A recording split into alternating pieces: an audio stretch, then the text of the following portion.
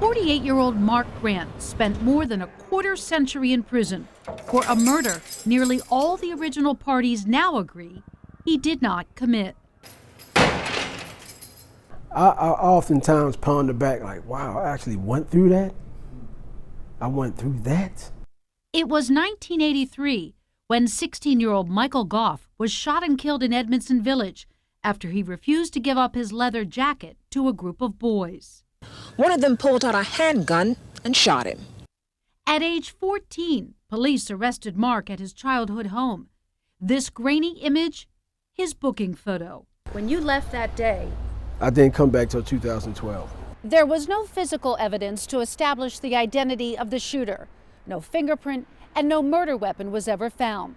The state relied solely on two witnesses, Mark's co-defendant and another teenager who years later admitted that an aggressive Stop Snitching campaign forced him to falsely accuse Mark instead of the real shooter. They were all young boys.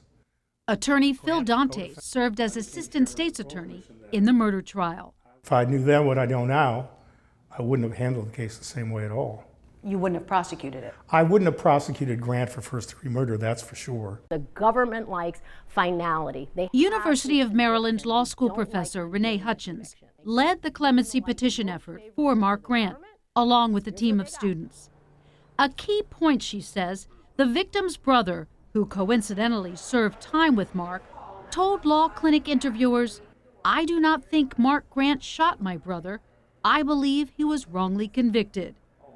In 2012, then Governor Martin O'Malley commuted Mark's sentence in an executive order.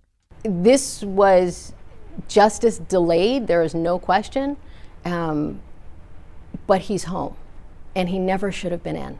I seen people get hurt. I seen people die. I seen people lose their mind in prison. I seen it. I seen it. I mean, horrifying as it seems, I was like, not me. Having grown up in prison, Mark had to grow up outside it as well.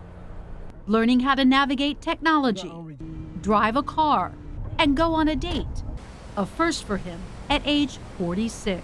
My head was big. You know, a lovely woman come pick me up, and she was a woman.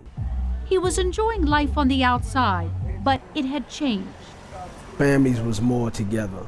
It seemed like families has been decimated. I mean, abandoned buildings. It's just sad. Mark works hard as a meat cutter at a Pikesville grocery store. He is very open about his past, and no one seems to describe him as bitter or angry.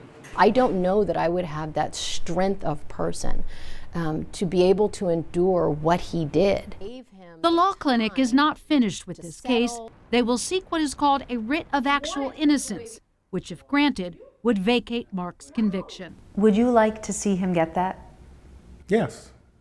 I mean, he's already got his freedom. I think he should get the benefit of the doubt. Who's ever seen this be in my corner, champion my cause, help me through my process of dealing with society. Mark Grant, looking forward, imagining the possibilities that only come with freedom. The person who is believed to have killed Michael Goff has since died. He served less than 10 years in prison for robbing him.